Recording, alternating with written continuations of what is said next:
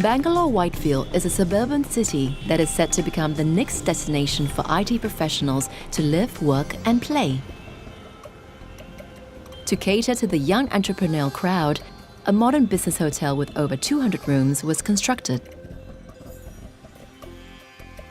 The inspiration of the project really was to capture the heart and soul of Bangalore and to make this hotel not only a hotel, but really a catalyst for this emerging sector of Bangalore, Whitefields.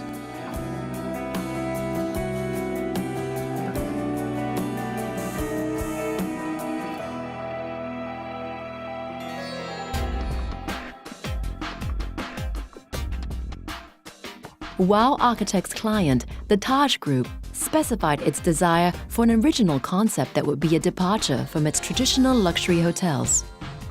We knew that the operator, Taj, wanted something that was new, vibrant, energetic, capturing a whole different segment of the market that was emerging because of India's booming economy. So we were told to design something that India had never seen before, and that was something that we gladly did. Located conveniently at the entrance to the IT park, the Vivanta by Taj is more than just a hotel that attracts the modern traveler. The Taj Group wanted this new building to act as a center for locals and visitors to mingle. We were presented with essentially a playing field with landscape around it, and we thought, wouldn't it be wonderful to actually create a building that was a landscape, a stage, if you like, for human activity and human culture. And so we thought of doing the building almost like a park. And we called it a landscraper because we wanted to create this park-like experience in the building and around the building. Architect Wong Chew Mun wanted to break down social boundaries by encouraging visitors to access the park-like public spaces and roam the landscape pathways. The verdant landscraper also added a much-needed relief for the nearby office crowd as they can seek refuge in this lush green space.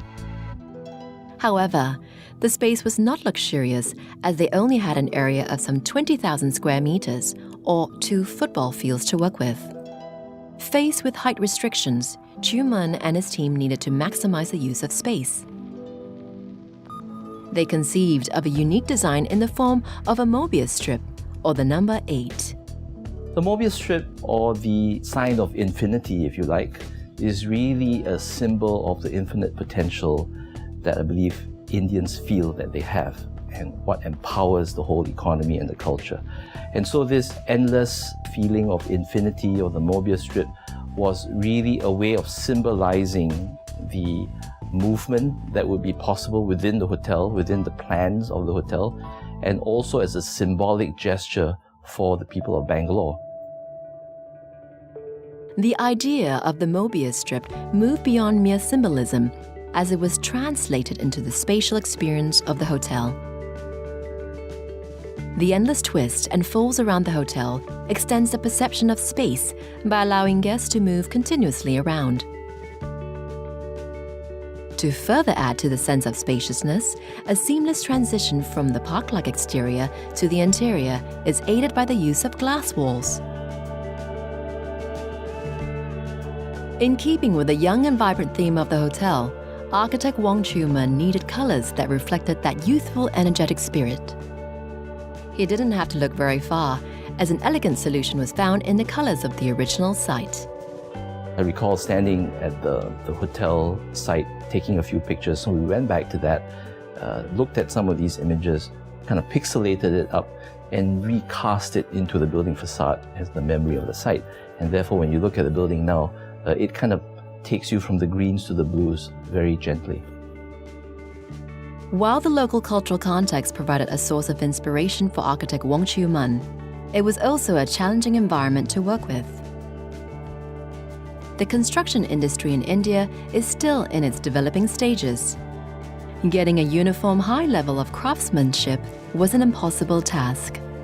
So our strategy was to really work within the constraints of what the industry could give us. So we allowed poor workmanship, deliberately allowed that poor workmanship to become a statement of the arts and crafts tradition of India. So when we had walls that were not plastered smooth, we said, hey, that's great.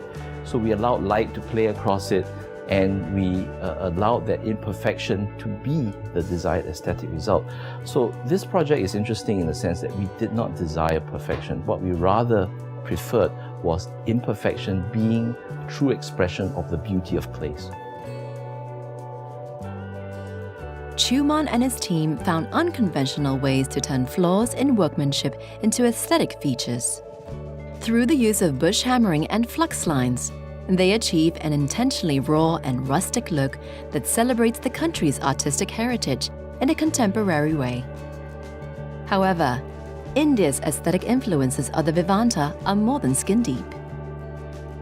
Bangalore is a young city in terms of the average age of the population. We thought that the design really should have the heart and soul of India, but the young heart and soul of India, and not forgetting the long-standing traditions of India. And so in our concepts, we tried to capture as many of these traditions as possible. These traditional influences were given a contemporary twist. Henna motifs are stenciled into the walkways, blending the corridors into one seamless experience. Throughout the hotel, architect Wong Chuman's original interpretation of traditional influences is delightfully expressed in unexpected ways. The most interesting aspect of Vivanta is the spatial experience. It's not something a still photograph could capture easily. It's when you move through it, it's cinematic in its quality. Scene after scene unfolds for you, and surprise after surprise unfolds before you. And I think that's the charm of Vivanta.